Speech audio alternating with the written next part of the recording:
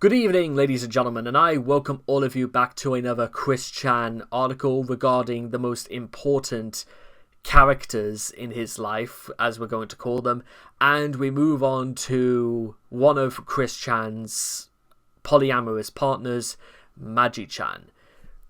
Now, first of all, troll discourse.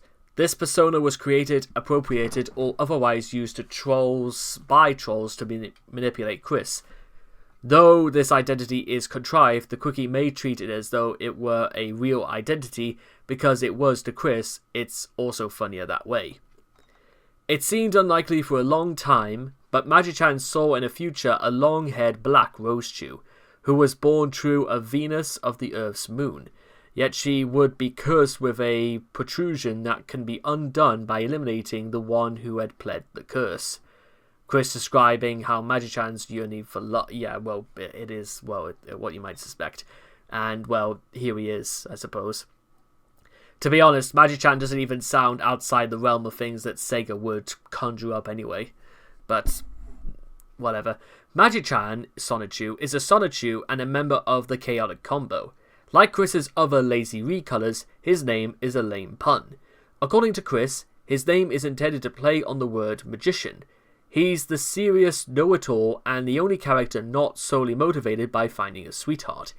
He's also one of the major sources of Deus Ex Machina, and thus far the character most often depicted as just a floating head providing walls of expository dialogue.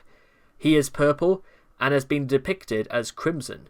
His design combines the standard Sonichu template with Mewtwo, who is incidentally Magi-chan's husband and father. Okay, he was probably the only sympathetic character in the whole series, due to his sarcastic and often serious mood, unintentionally making him seem intolerant of Sonichu and Chris's stupid antics, as well as his character's unintentional homosexual undertones. Or unintentional, I should say, I do apologize. Although he is clearly omnipotent and omniscient, Magi-chan refuses to use his powers for any reason other to exposit plot points and teleport characters to where they need to be in order to do a job he could, himself, do in a matter of moments. Some readers find this to be his most redeeming characteristic, as he clearly only puts in the bare minimum of effort to satisfy Chris's whims. He also remained girlfriend-free for the longest of all the characters and implied that he was uninterested in romance due to having too much grey matter. When Sonichu obnoxiously boasts about being with his girlfriend that night, even when Magi-chan does express an interest in a woman, it's a woman with a pickle, Sylvana Rose-Chew. Since mid-2017, Chris has thought of Magi-chan as an imaginary friend hanging out with him in the real world, eclipsing even the original Sonichu in popularity. The Idea Guys, injecting themselves into Chris's life about this time, seized the chance to run with this as far as they could. New facts about Magi-chan, including his incestuous homosexual marriage, were introduced to Chris in this way through early 2018. In March of that year, a psychological distorted Chris declared that Magi-chan was his husband, as well as Mewtwo's. Yes, so yeah, in case you haven't heard that correctly, yes, Magi-chan is also Mewtwo's husband, despite the fact that apparently his design combines the standard template, who is incidentally Magi-chan's husband and father. So, cue the Sweet Home Alabama theme right now, because that's well, yeah. Sweet, where skies are so blue. Sweet Home Alabama. After the Idea Guys were removed from power, Magi-chan has become a key player in the Dimensional Merge and one of Chris's Twitter sock puppets, usurping Nightstar. In Chris's life. Around 2017, Chris began to show a greater interest in Magi-chan, more so even than Sonichu. In Dancing with Magi-chan, Chris dances a duet at the August 2017 BronyCon with Magi-chan as his dance partner. Yeah, if you want to, I'll just show that because, well, it's somehow tragic, but also one of those things where I can't quite get into the realms of, well, where is it? Is it this one? It might be this one. Not available. Okay, so is the video even there? That's no, it's not for some reason. I don't understand why the video is not here. Chris, anyway, in January of 2018, Chris revealed that Magi-chan is now married to Mewtwo, his master, and later that year went on to clarify that he was also married to Chris. In the June 2019 Believe in the O-Season Deities, Chris claims that Magi-chan is sitting next to him while gesturing at thin air. Furthermore, in August 2019, Chris, while using a sock puppet account of Magi-chan, proclaimed that Magi-chan had fully manifested into reality. In first recorded statement of Magi-chan's Sonichu, August 15, 2019, Chris claimed to be possessed by Magi-chan, changing his tone of voice, demeanor, and wordage in an attempt to deteriorate the two. And in case you... I know this video certainly exists, because it would be very ridiculous for... okay, we could ignore that one right there.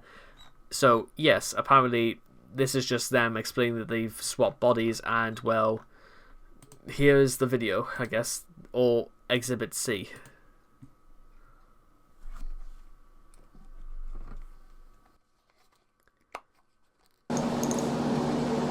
Good day, everyone. It is I, Magi-chan Sonichu. I have taken possession of Christine's body, as we have swapped bodies. Her soul is in my body, as you can see right behind me, on the opposite side of the dimension curtain. I am recording this today, as definitely backed up by Christine's second phone. It's August the 15th.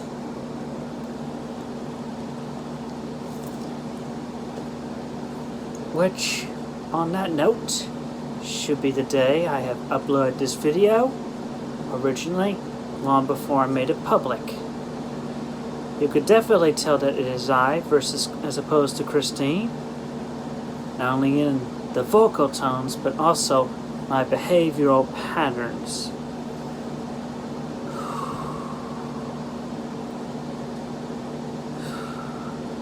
The dimension merge continues to progress. An event will happen very soon where my body fully comes into this 1218 dimension. And I will be swapped back with Christine, and everything will definitely further progress from there. It is quite different being in a human body as opposed to my Sonichu body. Especially in the brain. My brain works a lot better. This brain, it needs work. But I am working on it. I am improving.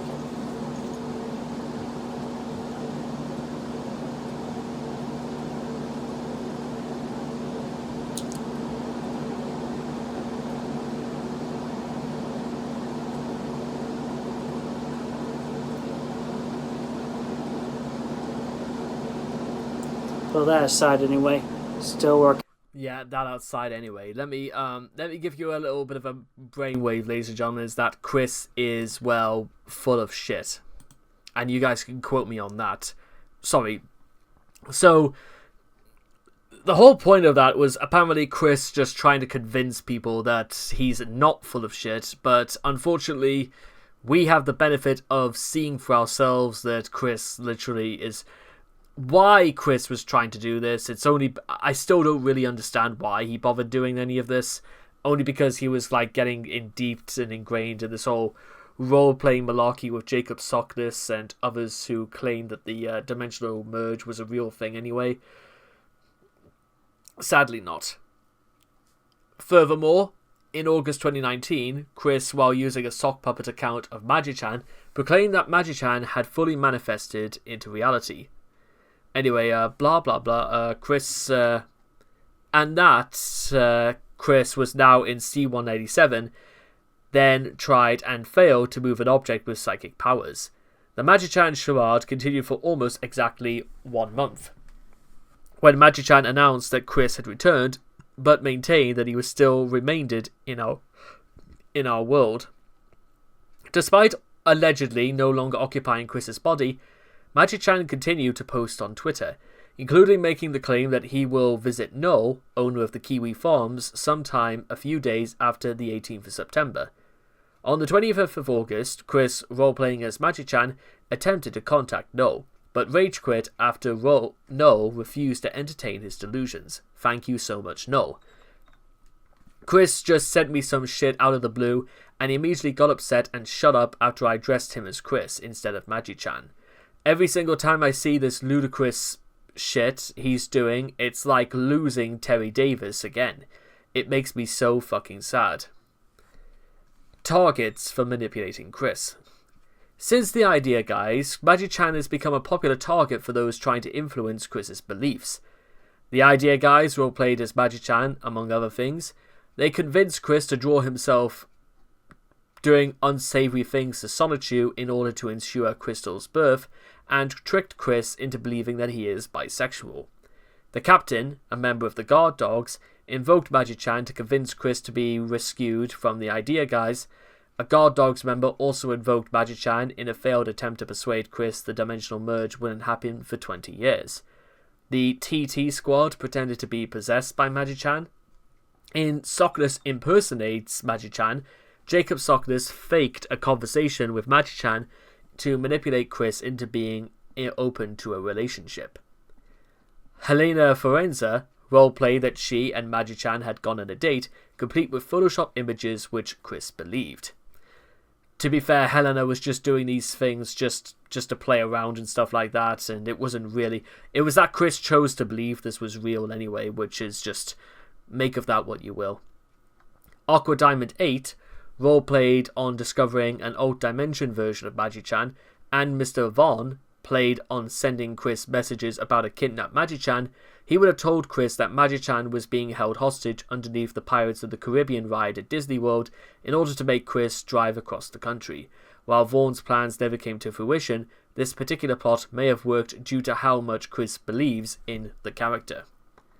In the comics, Magi-chan was, in earlier comics, perhaps the most useless in Chris's canon of useless characters, rivaled only by Louisa Rosechew. Despite being essentially omnipotent, he would do little more than enable everybody else to do something by filing them in on all the exposition and teleporting them where they needed to go. His deadpan attitude and gay subtext made him one of the more popular characters with the trolls. Mentioned in Chris's mailbags quite frequently, this caused a few new facts about the character to surface. Notably, that he is aware of any sex act that happens to occur within Quickville city limits, and will inform Chris if it doesn't fit his puritanical ideas. However, Magi-chan later came in handy as a sort of right-hand man to Chris, particularly in his fight against homosexuality. Chris has stated that Magi-chan monitors all sexual activity in the city using his psychic powers, and later has Magi-chan travel to the future in order to obtain a bulk batch of the core for homosexuality. Well, the cure for homosexuality. Again, I wish I was making this stuff up, but it isn't. Which apparently is Chris's blood. Which, I'm surprised it wouldn't make people suffer from type 2 diabetes with the amount of cholesterol in Chris's blood, but... What do I know? I only know slightly more about blood than Chris. Magi-chan would effectively contaminate the water supply of Quickville with Chris's blood in order to cleanse the world of homosexuality. Magi-chan would later come out as gay himself when he married Mewtwo. What a surprise. Magi-chan's omnipotence and omniscience are thanks to Chris's repeated use of Magi-chan's psychic powers as a crutch for plot convenience and exposition. In fact, it can be argued that Magi-chan is the real person in charge of Quickville and may rival, if not dwarf, the powers of Chris himself. Magi-chan has demonstrated the ability to time travel under his own power, change the genetic and physical makeup of people's bodies to change their genders, has his own actual team of level 100 psychic Pokemon, despite being a Pokemon himself, along with essentially serving as the town's head of law enforcement, and is never questioned when issuing a command. While Chris is typically fawned over and adored, Magi-chan is obeyed without question. Major comic appearances. Sonichu Babies. Magi-chan's egg lands in a secluded cave in the cliffs surrounding Quickville. Upon hatching, he is spoken to via telepathy by Mewtwo, who trains Magi-chan Sonny to use his psychic abilities until he evolves after extreme meditation training. When hedgehogs meet, Magi-chan stands over Quickville, his all-knowing mind seeing the impending fight against Blake. He sighs, heads on over to the other Chaotic Combo members, and seems to set himself up as their leader within moments. Then they all beat up Blake to the point that major cranial damage threatens to kill him. Smashed hearts and entrapment. Well, to be honest, if you are interested in any of all this, this is just sort of how it comes to being. Counterparts. Because having to explain all of that would have to involve explaining a lot of, like, Sonichu lore for those who care, but that's, like, more for a very separate video anyway. Lady Magic Sonichu. Lady Magic is a gender-bend counterpart of Magi-chan's Sonichu from dimension 1C-48963112. Chris insists on using the accents in the Magique name. On the 19th of October 2020, Chris tweeted about the gender-bent dimension where Lady Magique resides and asked his followers to draw fan art of her. On the 21st of October 2020, Chris posted about the gender-bent dimension in The Place. He claimed that Lady Magique had visited his dimension for research and told the Place members that Lady Magique might visit them. He said they could recognize her by her reasonable breast size and short pants, and that she wears a blue vest as other Magi-chan counterparts do. On the 28th of August 2022, Chris illustrated Lady Magique while in Central Virginia Regional Jail, which basically just looks like Magi-chan except with maybe slightly larger eyes and a slightly larger bust, I suppose. And what you're seeing along here is all Magi-chan is too cool to smile. Anyway, yes, and, well, trivia. He can resurrect himself. He once went back in time, met Jesus, died, and was resurrected in China in a temple. Don't question it or I'll slap you silly. He speaks all languages. He's immortal. He also apparently did a sex tape with Chris, and, well, there you are. That's just about...